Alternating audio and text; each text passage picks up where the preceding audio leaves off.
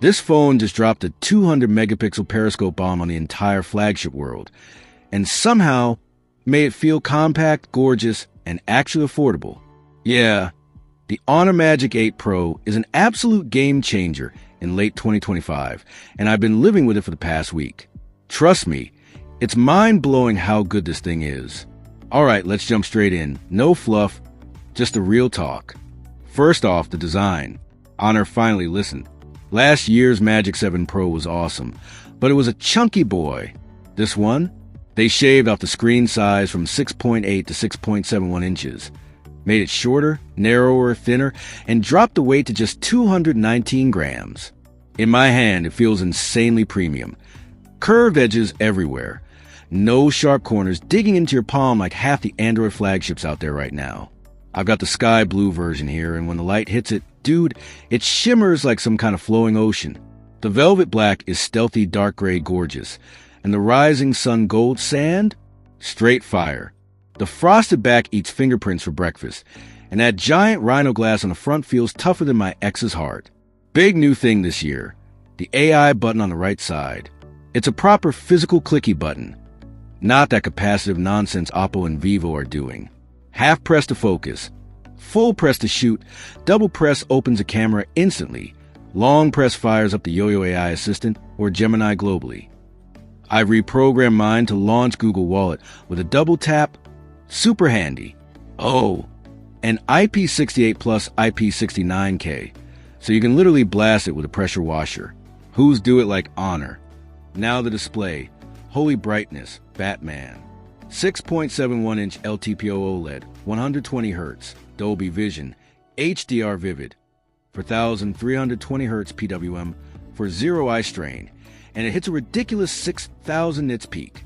I took this outside on a sunny day in November, and I could still see everything crystal clear. Colors pop, blacks are inky, and the slight curve on the sides makes swiping feel buttery. Is it the absolute brightest panel of 2025? Maybe tied with the fine X9 Pro, but in real life you're not noticing the difference. It's stunning. Performance? Snapdragon 8 Elite Gen 5, the brand new 3 nanometers beast. I've got the 16 gigabytes per 512 gigabytes version, and it screams. Geekbench single-core leader among everything I've tested, multi-core second only to some overtuned Realme monster. And around 2.3 million graphics solid. I've been smashing Genshin at max settings, 120 frames per second locked, barely warm. Honor's cooling is on point this year, and storage is UFS 4.1, so apps fly open. Day-to-day, zero lag. Magic OS 10 on Android 16 feels snappier than One UI or ColorOS right now. And get this, Honor promises 7 major Android updates. 7, that takes you all the way to Android 23. That Samsung level support, maybe even better. Battery life is where my jaw actually dropped. Global units get 7,100 milliamp hours. That's already massive. China gets 7,200, but Europe, sorry guys, 6,270 milliamp hours because of some weird shipping regs. Still bigger than almost every other flagship. I'm easily hitting 8 to 9 hours screen on time with heavy use. TikTok, camera, gaming, the works. One day I forgot to charge it overnight, woke up at 42%, went to a full day of shooting 4K video, and still ended the night at 18%. 100 watts wired fills in about 35 minutes. 80 watts wireless is nuts, and it does reverse wireless too. If battery anxiety is your thing, this phone murders it. Okay, the part everyone's waiting for, the cameras. Honor has always been a camera monster, and the Magic 8 Pro just turned it up. Main 50 megapixel sensor, now fixed f/1.6 with a slightly wider 23mm lens. Colors are punchy but natural. Dynamic range is insane. Low light shots look clean as day. The ultra wide is the same killer 50 megapixel. Super wide 12mm, f/2.0. Barely any distortion at the edges. Perfect for landscapes. But the star? That 200 megapixel periscope telephoto. New Samsung ISOCELL HP9 sensor. True native 85mm lens. 3.7x optical. Zoom to 10x is ridiculously sharp. 20x still usable.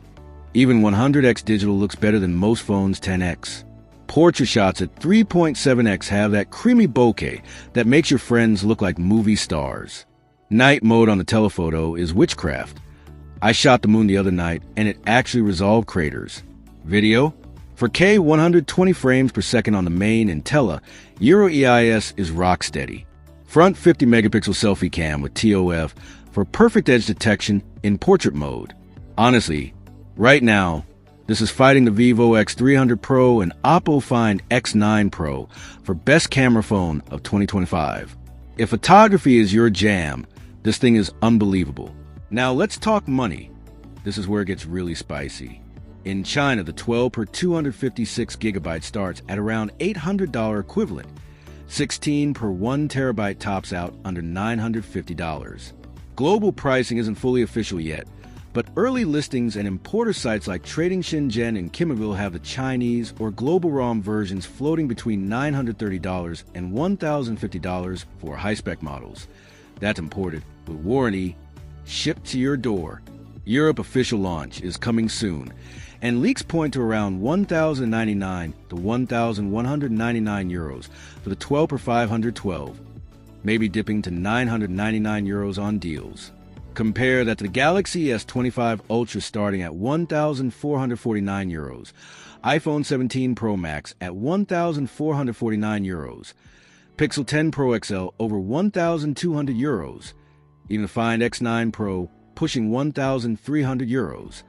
The Magic 8 Pro is hundreds cheaper for similar or better hardware in a lot of areas. Best deals right now?